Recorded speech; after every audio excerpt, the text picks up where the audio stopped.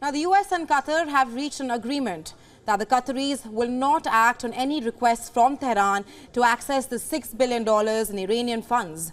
And this was informed by a US official on Thursday. These funds were blocked last month as a part of a prisoner swap deal.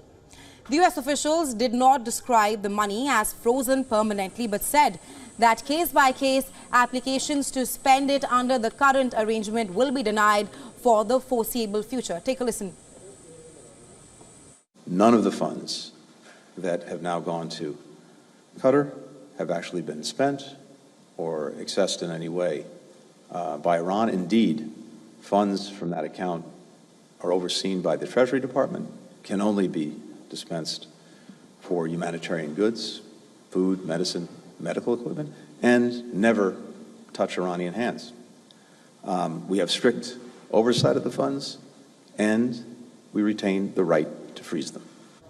The move comes after harsh criticism, mainly from Republicans, that the Biden administration had given Iran a vast sum to provide support to Hamas before it attacked Israel last week.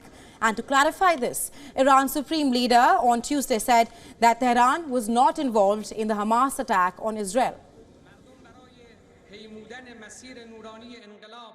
حامیان رژیم و بعضی از افراد خود رژیم غاصب یاوه‌گویی‌هایی در این دو سه روز کردند و ادامه داره، از جمله اینکه ایران اسلامی رو پشت این حرکت معرفی میکنند. اشتباه میکنن. ما البته از فلسطین دفاع میکنیم. ما از مبارزات دفاع میکنیم.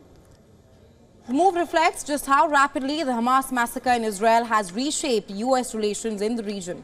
And as Israeli pummels Gaza in retaliation, the White House has reaffirmed its commitment to its allies, with Secretary of State Antony Blinken traveling to Israel in a show of support. And he has currently landed in Jordan.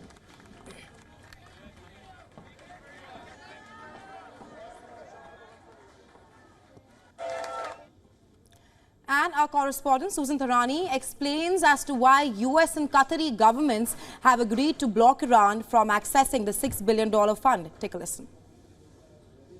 The news of holding off on the funds come as the Biden administration has been heavily criticized for striking that $6 billion deal with Iran in the first place, notably not only from Republican presidential candidates, but the Republican Party as a whole on Capitol Hill. Reacting to this news, the Iranian mission to the United Nations called the reports unreliable and quote-unquote distant from reality. Meanwhile, there is a Democrat named Brad Sherman. He's a senior member of the House Foreign Affairs Committee. He says his understanding is that this deal with Qatar is temporary, and it's not clear whether or not the funds will ultimately be sent back to South Korea or not.